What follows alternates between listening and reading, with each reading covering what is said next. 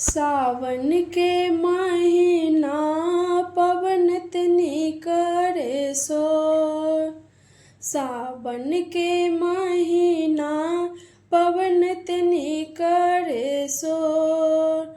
आबा हो चनई देवता पूजा करब तोर। आबा हो चनई देवता पूजा करब तोर। कौन रंग घोड़वा चनई के कौन रंग लगा। कौन रंग शोभे चनई के पैरहु खराम। कौन रंग घोड़वा चनई के कौन रंग लगा।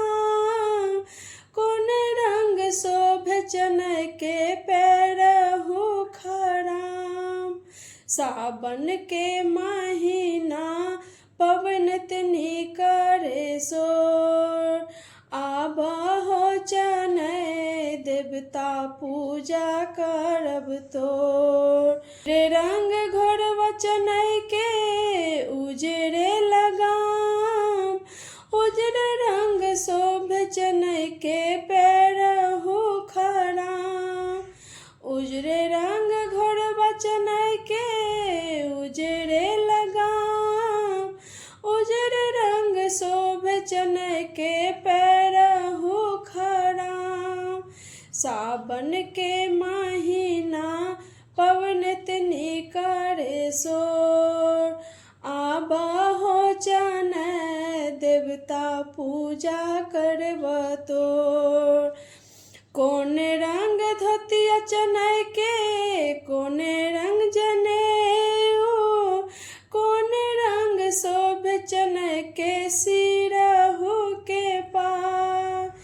कौन रंग धोतिया चनई के कौन रंग जनेऊ। कौन रंग शोभे चनई के सिरहु के पार। सावन के महीना पवन तनी करे सोर। आबा हो चनई देवता पूजा करब तोर। उजरे रंग धोतिया चनई के उजरे रंग जनेऊ। उजरे रंग शोभे चनई के सिरहु के पार। उजरे रंग धोतिया चनई के उजरे रंग जनेऊ। उजरे रंग शोभे चनई के सिरहु के पार। सावन के महीना पवन तनी करे सोर। आबा हो चनई देवता पूजा करब तोर।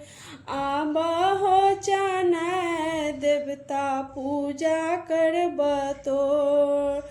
कौन रंग फूल चनई के कौन रंग नवेद। कौन रंग शोभे चनई के सोलहो श्रृंगार। कौन रंग फूल चनई के कौन रंग नवेद। कौन रंग शोभे चनई के सोलहो श्रृंगार। उजरे रंग फूल चनई के उजरे नवेद। उजरे रंग शोभे चनई के सोलहो श्रृंगार। उजरे रंग फूल चनई के उजरे नवेद।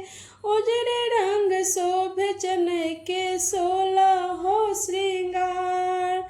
सावन के महीना पवन तनी करे सोर।